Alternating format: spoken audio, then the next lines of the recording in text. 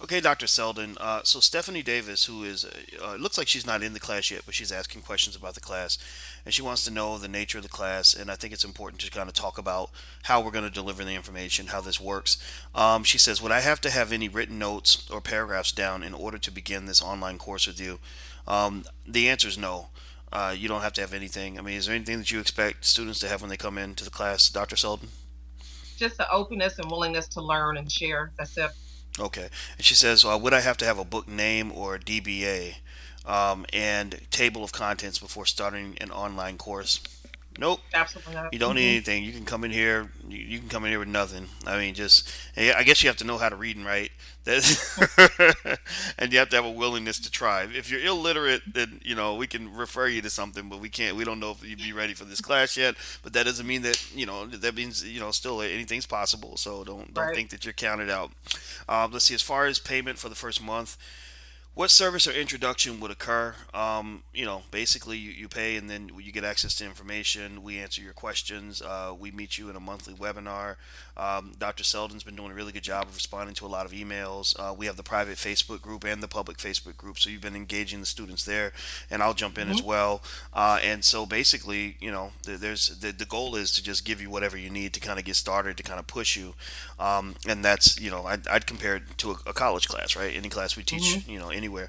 Let's see. And is this payment plan on automatic renewal to our credit card or banking institution? Yes, it's a monthly membership fee for continuous ongoing mentorship. So basically, we're here with you like consultants, and that's so there is a monthly fee, but it's not very high. We're able to keep it Hmm. really low because we're working in groups as opposed to individuals. Now, if you did individual stuff, it would cost quite a bit. So we decided to go with a lower rate so that we could have more people. Let's Hmm. see. Is there one-on-one live mentoring, and what about a face-to-face with Dr. Seldon? I'm in Rochester, New York. But I know that's funny, right? We well, you know what, Stephanie? It was a long time ago when we were in Rochester in the '90s, right, Tyra? Is that when did you leave Yes. Rochester, I Dr. left in Seldon? 99, 1999. Yeah, So late 90s. I left in '99 too. Yeah. Hmm. So Rochester's way back in our past. And as far as like live or one-on-one, that again, that's really costly. I mean, it's available. I mean, I've worked with people one-on-one, and so have you. Hmm. But the fee tends to be much higher because there's minimal or limited amount of time that's available to do that kind of thing. Did you do some one-on-one consulting, right, Doctor I Sullivan? do. I Okay. do. I serve as a writing coach for a lot of different writers of various backgrounds and different genres. One thing I will say is that we try to be very diligent and mindful in terms of how we're using both the private Facebook page and the public Facebook page to disseminate information based on what our students are telling us they're interested in, what they're working on.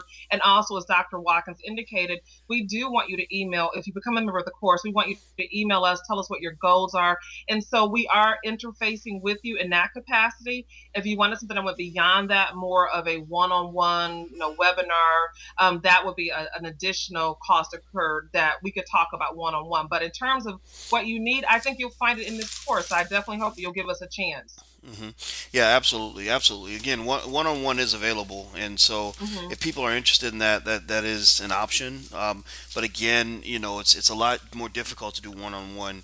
So the price kind of reflects that a little bit. But if that's what you Hmm. need and that's what you're prepared to invest in, then we can certainly make that available to you. So, Hmm. I guess that those are good questions. I think those are good questions for us to answer for everybody, so that people would know Right. about the class, how to make a living as a writer, and we think it's a great class. I know that Hmm. I love making a living as a writer. I love the fact that it's fun. It's been fun for me as a writer to build a brand that's sort of three dimensional. Where I kind of had this little fantasy as a scholar to kind of do the Melissa Harris Perry thing, like where Hmm. you're teaching your classes and you're writing and you're doing some media type stuff, and Hmm. and the internet allows for all of that. And then at that point, the hardest thing to do is to do two things really. One is get a following, and two is make enough money to sustain it. And those, and once you achieve those two goals, you're living the dream. You're doing everything Hmm. you want to do, and it's fun. And what I find is that I know in my personally, I didn't care if I was speaking to 100,000 people or 10,000 people or even Mm, 1,000 people.